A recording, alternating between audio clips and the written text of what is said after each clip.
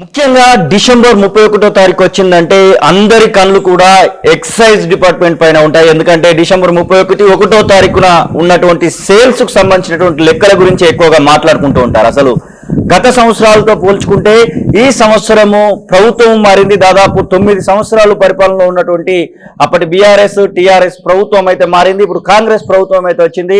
ఇక గత ప్రభుత్వాల మాదిరిగానే ఈ సంవత్సరం కూడా 1 గంట వరకు బార్ షాప్లను తెరుచుకోవచ్చు అనేటువంటి ఒక ఎగ్జిబిషన్ అయితే ఇచ్చినటువంటి పరిస్థితి. అసలు కాంగ్రెస్ సర్కార్లో ఈ కాంగ్రెస్ సర్కార్ వచ్చిన తర్వాత డిసెంబర్ 31 సేల్స్ ఎలా ఉండబోతున్నాయి, ప్రభుత్వం నుంచి ఎలాంటి ఎక్స్పెక్టేషన్స్ ని బార్ అండ్ రెస్టారెంట్ ఓనర్స్ కోరుకుంటున్నారు, ఇవన్నీ తెలుసుకునేటువంటి ప్రయత్నం చేద్దాం. మనతో పాటుగా bar and restaurant owners association state president Damodar Goud ఉన్నారు. నమస్తే అన్న. నమస్తే. బాగున్నారా? బాగున్నాను. 31వ తారీఖు అనగానే జోష్ కనబడతా ఉంటుంది, ముఖ్యంగా బార్ రెస్టారెంట్ వైన్ షాప్లలో. ఎట్లా ఉండబోతుంది అనుకుంటారు? ఇంకొక గంట 2 గంటలలో మనకు దానికి సంబంధించిన లెక్కలు కూడా బయటికి రాబోతుంటాయి. ముందుగా మనం గత సంవత్సరానికి వీడుకోలు తెలుపుతూ కొత్త సంవత్సరానికి శుభాకాంక్షలు తెలుపుతూ మరి మీ మీడియా ద్వారా స్టేట్ మా అసోసియేషన్ తరఫున మరి కొత్త రాష్ట్ర ప్రభుత్వం వచ్చింది, కొత్త స్టేట్ ఏర్పడింది, అది కొత్త ప్రభుత్వం వచ్చింది కాంగ్రెస్ ప్రభుత్వానికి. మరి ముఖ్యమంత్రి రేవంత్ రెడ్డి గారికి మరియు ఎక్సైజ్ మినిస్టర్ జూపల్లి కృష్ణారావు గారికి మరి కమిషనర్ గారికి మీ ద్వారా వారికి ముందుగా అడ్వాన్స్గా హ్యాపీ న్యూ ఇయర్ తెలియజేస్తున్న మీ కెమెరా ద్వారా ఓకే, అందరికీ ధన్యవాదాలు. ఈ యొక్క ఏంటంటే 31st అనేది ఏంటంటే వాస్తవం, అది ఎన్నో పండుగలు ఉంటాయి, మతాల గురించి కులాల గురించి పండుగలు చేసుకుంటూ వస్తాం. ఇది ఏంటంటే 31st అనగానే అందరూ ఒక పండుగగా జరుపుకుంటున్నారు. ఎస్, ఇంకోటి ఏంటంటే స్టేట్ ఇతర కంట్రీస్ చూసుకుంటే అక్కడ ఉన్న కల్చర్ మన ఇండియాకి వచ్చింది అనేది ఇండియాలో లేకపోతుంటే అక్కడ ఉన్న దాన్ని బట్టి మనతో కూడా ట్రెండ్ మారింది, మన జనరేషన్ కూడా చేంజ్ అవుతుంది. యూత్ ఆ విధంగా చేసుకుంటున్నారు. యూత్ తో పాటు పెద్దలు కూడా అరే అందరూ కూడా కలిసి హ్యాపీగా చేసుకోవాలనే ఉద్దేశంతోనే ఇది చేసుకుంటున్నారు. ఇక సేల్స్ అంటారా, మా బార్లలో వైన్ షాప్లలో ఏంటంటే హ్యాపీగా 12 గంటలకు ఉన్నది 1 అవర్ పెంచుతున్నారు వైన్ షాప్లకు కానీ దీన్ని కానీ. ఇదొక ఏంటంటే ఈ యొక్క మందు ఎవరు కనిపెట్టిదో తెలియదు, కానీ ఈ మందుతో ఎంటర్టైన్మెంట్ అనేది ప్రతి దానికి కూడా ఇది చేస్తున్నారు. కాబట్టి ఎవరిని కాదనలేము, హ్యాపీగా జరుపుకోవడానికి ఇది 31st అనేది. గతంలో నీ లెక్కలు చూసుకుంటే ఈ సంవత్సరం ఎట్లా ఉండబోతుంది అనుకుంటున్నారు? ఈ సంవత్సరం ప్రభుత్వం మారింది, అన్ని రకాలైనటువంటి వ్యవస్థలు కూడా మారబోతున్నాయి, కొన్ని రకాలుగా ప్రభుత్వం చర్యలు తీసుకోబోతుంది, ముఖ్యంగా బెల్ట్ షాప్ల మీద అంటున్నారు. ఫస్ట్ లెక్కల గురించి మాట్లాడదాం, తర్వాత బెల్ట్ షాపులు మీ యొక్క ఆలోచనలు ఎట్లా ఉన్నాయి, ప్రభుత్వంకి ఏం చెప్పబోతున్నారు? ఇప్పుడు బెల్ట్ షాప్ అనేది ఏంటంటే ఉన్నా లేకపోయినా తాగేది ఎలాగైనా తాగుతారు వైన్ షాప్ లా. ఏంటంటే అన్అఫిషియల్ గా మా దగ్గర వైన్ షాప్ లోకి వెళ్ళి తీసుకుపోయి వారు ఇంట్లో పెట్టేసి ఒక 100 కోటలు తీసుకుపోతారు, ఊర్ల దగ్గర ఉందనే ఉద్దేశంతోనే చేస్తున్నారు. బెల్ట్ షాప్ బంద్ అయినంత మాత్రం రెవెన్యూ ఏమి దెబ్బ ఉండదు. తాగాలనుకున్నప్పుడు ఇప్పుడు బైకులు బండ్లు అన్ని స్టార్ట్ అయినాయి, వైన్ షాప్ దగ్గర పోయి తీసుకొని 2-3 రోజులకు తీసుకెళ్తారు. అవును, అది జీవనోపాధి ఒకరి నుంచి ఇద్దరు అనేది గల్లికి ఇదేది ప్రభుత్వం దృష్టిలో, అది పబ్లిక్ దృష్టిలో కూడా తప్పుగా అనుకుంటున్నాం. గవర్నమెంట్ కావాల్సింది రెవెన్యూ. ఇట్లా ఇప్పుడు మద్య నిషేధం పెడితే గానీ అందరు మానరు. ఒకటేదంటే పల్లెటూర్లలో కొద్దిగా కష్టం చేసుకుంటారు, వాళ్ళు ఇది ఉంటారు కాబట్టి ఎదురుగుంటే ఇప్పుడు సపోజ్ దగ్గర ఉంది అనుకో, 1 కోటర్ తాగితే 2 కోటలు తాగుతారు. ఆ యూత్ కూడా ఈ మధ్య మెయిన్ ఇంపార్టెంట్ అది. ఇక యూత్ కొద్దిగా ఇదైతుందని ప్రభుత్వం మంచి నిర్ణయం తీసుకుంది, దీని మీద అవగాహన ఏం లేదు. రెవెన్యూ కాకుండా అనేది కాంగ్రెస్ ప్రభుత్వం కూడా మంచి నిర్ణయమే ఇది. మాకు బిజినెస్ కాదు, మనం కూడా వ్యాపారం చేయాలి, గవర్నమెంట్కి రెవెన్యూ కావాలి, పబ్లిక్ కూడా హెల్త్ బాగుండాలి అని మా ఉద్దేశం. దానివల్ల మాకేం నష్టం ఏం లేదు. ఇంకోటి ఏంటంటే మాకున్న లైసెన్స్ల కన్నా బెల్ట్ షాప్లకి ఎక్కువ ఇదైపోయి, మేము లైసెన్స్ ఫీజు కట్టి మాకు వాల్యూ లేదు, వాళ్ళకి మంచి వాల్యూ. మేము కూడా బిజినెస్ బంద్ చేసి రెవెన్యూ కట్టకుండా ఉంటే మేము కూడా ఒక షాప్ లో ఇంటి దగ్గర పెట్టుకొని అమ్ముకోవచ్చు కదా. అవును, కానీ అది చట్టరీత్యా తప్పే అది. అవును, ఒక లైసెన్స్ ఇచ్చినప్పుడు అన్అఫిషియల్ గా నడుపుకోమంటే మాకు వాళ్ళకి తేడా ఏం చెప్పండి. అవును, అది ఈ బెల్ట్ షాప్ అనేది నిషేధిస్తే బాగానే ఉంటది. అందరూ ఏంటంటే రెవెన్యూ దెబ్బతింటదని, ఏం రెవెన్యూ దెబ్బతిన్నది, యాజ్ టీస్ ఉంటుంది.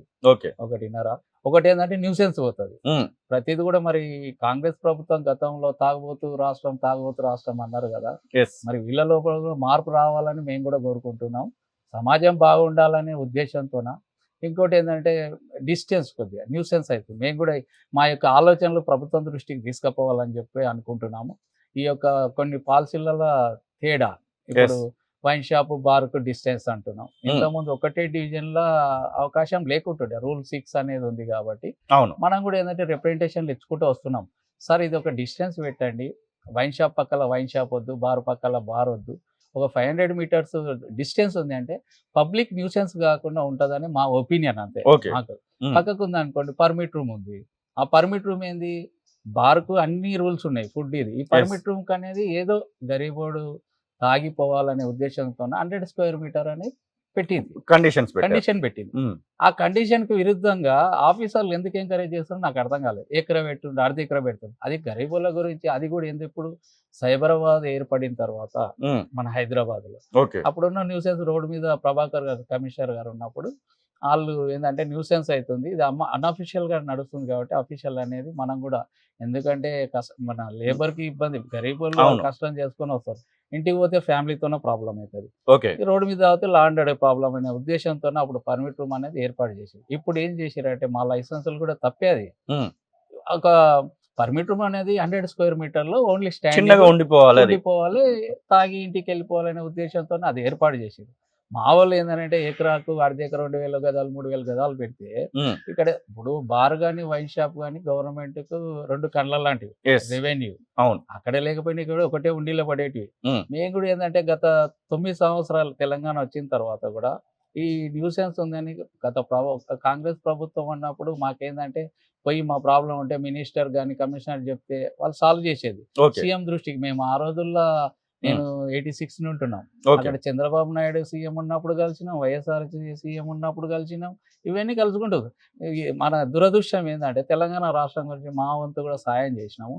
ఒక సీఎం గారు కానీ మినిస్టర్ మాకు అపాయింట్మెంట్ ఇక మా ప్రాబ్లం సాల్వ్ చేసుకురాలేదు. ఈ యొక్క మా పాలసీ చేంజ్ చేయాలని చెప్పేసి ఉద్దేశం 3 సంవత్సరాలు పట్టింది మాకు ఆ పాలసీ తీయడానికి. ఎవరు ఇది చేయలేదు. అంటే మమ్మల్ని ఒక దొంగలు లంగల్లాగా చూసి రెవెన్యూ. కరోనా వచ్చింది. కరోనాలో చాలా నష్టపోయినాం మేము. చూస్తాను తెల్లబట్టలే తప్ప రెస్టారెంట్ మీద రెవెన్యూ బాగా దెబ్బతిన్నాం మేము. దానికి చేర్పులు మార్పులు చేయమని ఉద్దేశంతో తీసుకెళ్ళినాం కానీ ఎలాంటి ఇది చేయలేదు. 3 సంవత్సరాలు పట్టింది. మొన్న గతం ఇప్పుడు కాంగ్రెస్ ప్రభుత్వం వస్తుంది. ఒకటే మా సీఎం గారికి తెలియజేసేది మా అసోసియేషన్ మా లిక్కర్ ఫీల్డ్ ఏదైనా ఉండని మాకు ఎలాంటి ముఖ్యము ఇదే అని కాదు. మాకు కూడా రెవెన్యూ గవర్నమెంట్ ఇవ్వాలనే ఉద్దేశం మాకు కూడా ఉంది. ప్రభుత్వం ఏ రూల్స్ తీసుకొచ్చినా ఏది తీసుకొచ్చినా మేము 30 సంవత్సరాల నుండి అదే విధంగా పోతున్నాం. అగెనిస్ట్ పోతలేము. కొన్ని ఏంటంటే ఒక చట్టాన్ని తీసుకొచ్చినాం ఇంప్లిమెంట్ చేయమంటున్నాం. ఇంప్లిమెంట్ లేకుండా ఇలాంటి చేస్తుంటే సరైనది కాదని విన్నప పత్రాలు ఎన్నో ఇస్తున్నాం. కానీ మీరు రెస్పాండ్ అవుతలేరు. ఇప్పుడు కూడా ఇప్పుడు సీఎం గారు పెట్టిర్రు ప్రాబ్లం ఉందంటే ఓపెన్ గా వచ్చి కలవండి అనేది. మేము కూడా ఇప్పుడు మీరేమైనా అపాయింట్మెంట్ తీసుకునేటువంటి ప్రయత్నం చేస్తున్నారా? ముఖ్యమంత్రిని చేస్తున్నాం. ముఖ్యమంత్రి గారిని కలవాలి. ఇప్పుడు పెట్టిరు కదా ఓపెన్ వచ్చి జూపల్లి కృష్ణారావును కూడా కలిసినట్టున్నారు కదా మొత్తం మీ అసోసియేషన్ అంతా కలిసి ఏమైనా రిప్రజెంటేషన్ ఇవ్వడం అట్లాంటిది ఏమైనా స్టార్ట్ చేశారా? లేదు అంటే మొదటిసారి విజిట్ చేయడం జరిగిందా? లేదు విజిట్ చేసినాము. ఇంకా ఆయన దృష్టి పోలేదు. మేము ఏంటంటే న్యూ ఇయర్ తర్వాత ఇంకా ఎందుకంటే వాళ్ళు కూడా చార్జ్ షీట్ తీసుకొని ఇబ్బందికరంగా మన సమస్య ఇప్పుడు ఏం ఇది కాదు కదా. గవర్నమెంటే చెప్తుంది ఎక్సైజ్ డిపార్ట్మెంట్ లో చేర్పులు మార్పులు చేస్తాం అనేది దృష్టికి వచ్చినప్పుడు వాళ్ళు ఏం చేస్తారో వెయిట్ చేస్తున్నాం. మా బార్ వాళ్ళకు కూడా ప్రాబ్లం ఉంది కాబట్టి మనకి కూడా ఒక వినతి పత్రం ఇస్తే ఆలోచన విధానం ఉంటుందని ఆలోచిస్తున్నాం. ఈ పోయిన సంవత్సరము గత సంవత్సరాలతో పోల్చుకుంటే 1200 నుంచి 1500 కోట్లు 1-2 రోజులనే సేల్స్ అయినట్టుగా మనం వార్తలలో చూస్తూ ఉంటాం. ఈ సంవత్సరం ఎలా ఉండబోతుంది అనుకుంటారు? బాగానే ఉంటది. ఇయర్ ఎందుకంటే జనరేషన్ చేంజ్ అవుతుంది, ఇంకా ఎక్కువ అవుతుంది కాక తగ్గేది ఏమి ఉండదు. రెవెన్యూ మ్యాటర్ ఇప్పుడు మన తాగాలనుకో మన మనసు ఉండాలి కానీ బలవంతం చేసేది ఉండదు కదా. అవును. ఎవరేం ఏం చేయలేదు. ప్రొవిజన్ చేస్తే తప్ప మారుతారు తప్ప ఇంకా అందరు ఎంటర్టైన్మెంట్ ఇప్పుడు 90% అందరూ ఎంజాయ్ చేయాలి. రేపు ఏముంటుందో తెలియదు.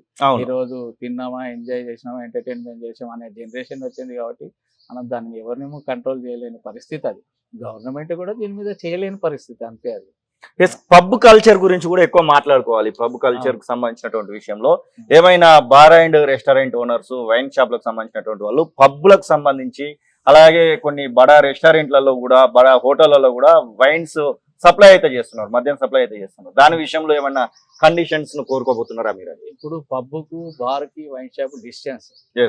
ఇప్పుడు మేము ఏమంటామంటే బార్ ఉంది, మెనూ కార్డు వెళ్తాం. అవును. మా మెయింటెనెన్స్ వేరు, పబ్బులు వేరు. అవును. నేనేం కూడా దీని విషయంలో పబ్ల గురించి కూడా గవర్నమెంట్ దృష్టికి తీసుకొస్తున్నా. ఉమ్. పబ్ అనేది వాళ్ళు ఇష్టం వచ్చినట్టుగా ఫ్లైట్ టికెట్ పెరిగినట్టుగా పెంచుకుంటూ పోతారు. అవును. మాది అట్లా ఉండదు. ఉమ్. మేము పెంచలేం.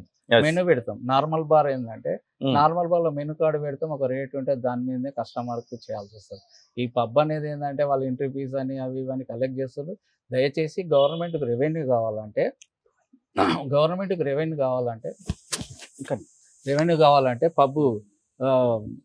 పబ్బుల లైసెన్సులు అలాగే చేస్తే వాళ్ళకి ఎక్స్ట్రా లైసెన్స్ ఫీజు పెట్టినా కూడా వాళ్ళు కట్టుకునే అవకాశం ఉంటుంది. మా యొక్క అడ్వైజ్ అది. ఉమ్. నార్మల్ బారు పబ్బు అలాగే చేస్తే Okay. గవర్నమెంట్కి రెవెన్యూ వస్తుంది. ఉమ్. వాళ్ళు ఏదంటే వాళ్ళకున్న మెనూ ఉండదు, వాళ్ళు ఇష్టం వచ్చిన అంటే ఇప్పుడు పబ్బుకును బార్ కు సేమ్ License. లైసెన్స్ ఫీజు ఉందా? Same license fee. పబ్బు కానీ బార్ కానీ same license fee. 2B bar అనేది ఇది Okay. కొత్తగా ఎల్ఐట్ బార్ అని ఒకటి పెట్టారు కదా. అవును. ఎల్ఐట్ బార్ అనేది దానికి 25% ఎక్స్ట్రా తీసుకొని ఇస్తున్నారు. ఓకే. ఇప్పుడు కూడా ఎక్కువ బార్లు ఇచ్చినా కూడా వేస్ట్. హైదరాబాద్ లో ఇప్పటికీ నష్టపోయినాం. ఉమ్. స్టేట్ మొత్తంలో కూడా లైసెన్సులు ఇచ్చారు కానీ ఓకే. సేల్స్ లేక బంద్ చేసారు. ఉమ్. ఇప్పుడు కూడా ఒక 50-60 బార్లు స్టేట్ మొత్తంలో బందే ఉన్నాయి. ఓకే. అంటే వర్కౌట్ లైసెన్స్లు ఉన్నాయి కానీ వాళ్ళకి సేల్స్ లేదు. సేల్స్ లేదు, Okay. ప్రాఫిట్ లేవు, మనం బంద్ చేసారు. ఇక అది అట్లనే ఉంది. ఇక కొత్త లైసెన్సులు ఇచ్చినా కూడా వేస్ట్. ఉన్న దాన్ని కంట్రోల్ చేస్తూ మాకు ఏదైనా సరే ఒక బార్లకు ఏమంటున్నాం అంటే ఇయర్ రిన్యువల్ కాకుండా 5 years రిన్యువల్ పెట్టమంటున్నాం. ఓకే. దాని మీద ఇయర్లీ 10% పెట్టేసి ఆ విధంగా చేసుకున్నా కూడా ఇదే.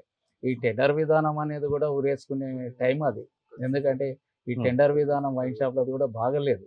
అది ఎందుకంటే డిప్ సిస్టమ్ పెట్టి లక్షలు, కొంతమంది ఓషిలో వచ్చేసి 2 లక్షల రూపాయలు అప్లికేషన్ నాన్ రిటర్న్. అవును. దాని మీద 20-30 యూత్ ఏందని అంటే నాలంటోడు ఉన్నాడు 30 సంవత్సరాలు ఉంటాయి. అవును. అరే వీళ్ళకి వైన్ షాప్ అవసరం ఉంది, మనం టెండర్ వేసి ఏదో వేసుకుంటే వస్తుంది కూడా దొరుకుతుంది అని చెప్పేసి ఆ విధంగా ఆశించి తొందరపడి ఆ నిర్ణయాలు తీసుకొని టెండర్లు వేసి సూసైడ్ చేసుకున్న వాళ్ళు ఉన్నారు. ఇది కూడా మంచి పద్ధతి కాదని నా ఒపీనియన్. అంటే 2 లక్షల నుంచి వెళ్ళి 1,00,000 రూపాయలు 50,000 గతంలో ఉన్నట్టుగా మార్చుకుంటే బాగుంటుందనా? ఈ టెండర్ విధానం అనేది తప్పది. ఓకే. ప్రభుత్వం ఉండేది ఏంటంటే ప్రజలకు సేవ చేసేటట్టు ఉండాలి కానీ ప్రజలతో దోసుకునేటట్టు ఉండొద్దు అనేది నా ఒపీనియన్. ఓకే. 2 లక్షల రూపాయలు అప్లికేషన్ పెట్టేసి అప్పులు తీసుకొచ్చి చేస్తున్నారు.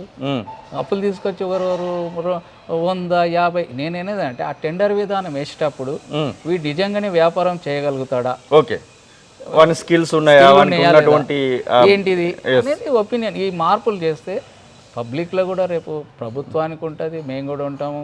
ఈ యొక్క నష్టపోకుండా లైసెన్సులు కూడా హ్యాపీగా ఉంటారు. పోటీలో పడి ఏదో వేసి డబ్బులు నష్టం గవర్నమెంట్ రెవెన్యూ గుంజుకున్నాడు కాదు.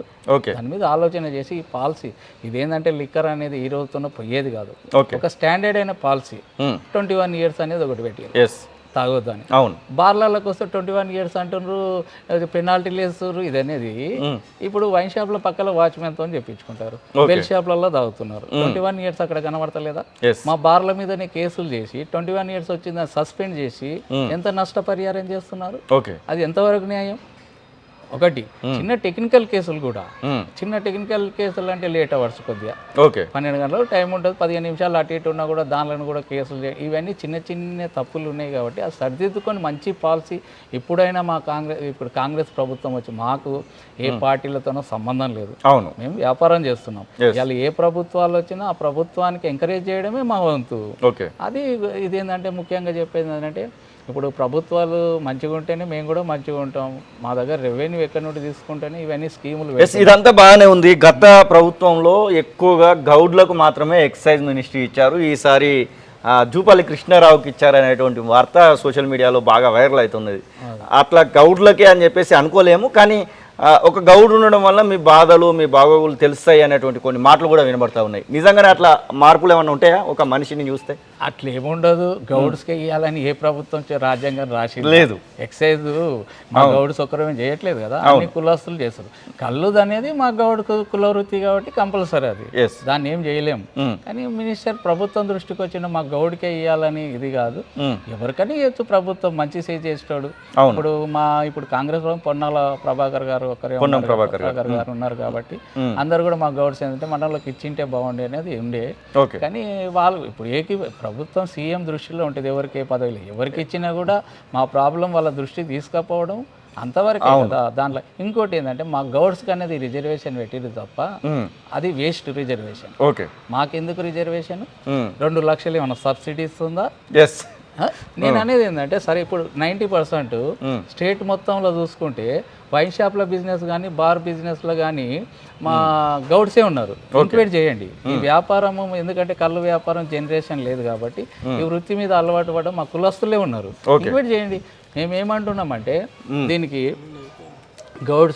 గౌడ్స్ రిజర్వేషన్ కాదు, అది తీసేసి రిజర్వేషన్ ఇచ్చే సబ్సిడీ ఇవ్వండి. ఓకే, లైసెన్స్ ఫీజు సబ్సిడీ లేకుంటే టెండర్ రేస్టర్లకు ఫ్రీ అని.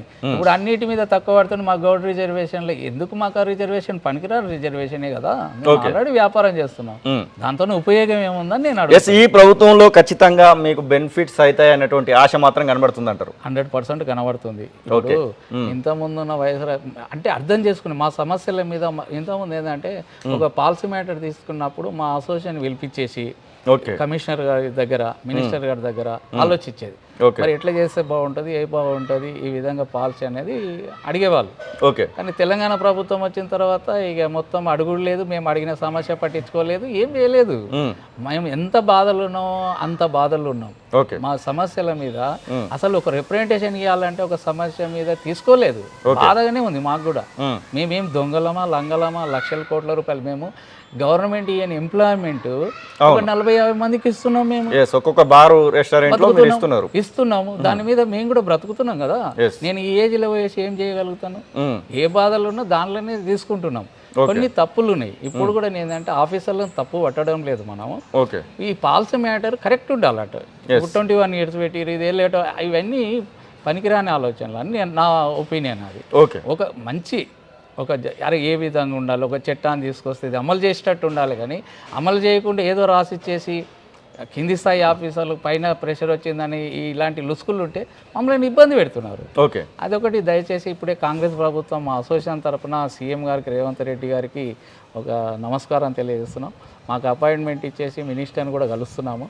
వీళ్ళు ఒక ఆలోచన తీసుకొచ్చేసి, మేమేం తప్పుగా అంటలేం, మాకే ఇది అనేది కావట్లేదు, గవర్నమెంట్ కావాలి, ఏ విధంగా తీసుకుంటే బాగుంటుందని ఆలోచన చేసి ఇప్పుడు కూడా మేము వ్యాపారస్తులను గవర్నమెంట్కి రెవెన్యూ ఏ విధమైన కట్టడానికి రెడీ ఉన్నాం. ఈ లుసుకులు ఏదైతే ఉన్నాయో మంచి పాలసీ తీసుకొచ్చి మంచి అవగాహన ఇస్తే మేము రెవెన్యూ ఇవ్వడానికి ముందుకు పోతామని మరి తెలియజేస్తూ, ఈ న్యూ ఇయర్కు మరి అందరు కూడా హ్యాపీ న్యూ ఇయర్ తెలియజేస్తూ, ఈ సంవత్సరంలో నేను మా బాధలు కూడా కొన్ని ఉన్నాయి.